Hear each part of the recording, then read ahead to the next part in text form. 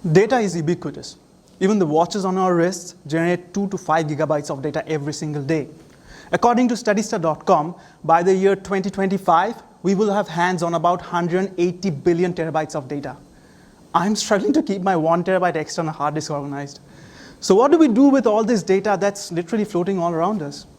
One prominent area of research is called change point analysis, which, as the name suggests, is the analysis of data to detect points of change in a system. In the language of statistics, it means to detect points that separate the data into smaller, distinct segments where each of these segments are homogeneous, that is to say, alike in nature.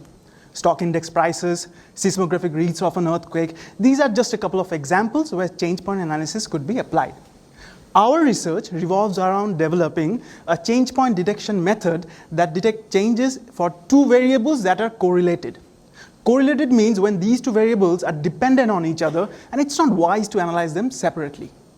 Now, one thing I'd like to point out, the focus of change point analysis is not to understand why these changes are occurring.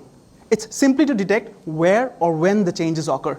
And once we have detected the time or location of these changes, relevant content experts can help us understand the cause behind such changes.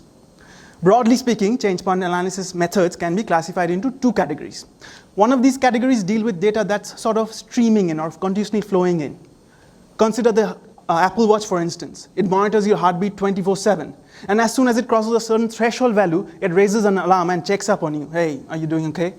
The other category of method deals with the complete data from the beginning. We develop method for each of these categories. Now, this change that I keep mentioning, this could be in terms of the average, denoted by the red dashed line on the plot. Or could be in terms of the variation in the data, the blue lines indicating the minimum and maximum for each of those segments.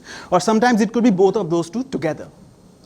We developed a method to detect changes for any two variables that are correlated, and then decided to apply it to COVID data because we saw that vast majority of the work done so far are univariate studies. That is to say, for one variable only, either number of cases or number of deaths.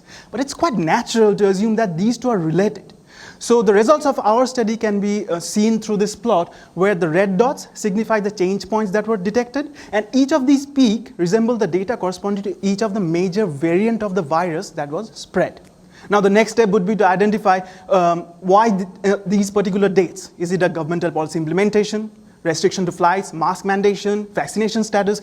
One thing we can say for sure is that using our method, we were able to detect statistically significant changes in number of cases and number of deaths together on those particular dates. Thank you.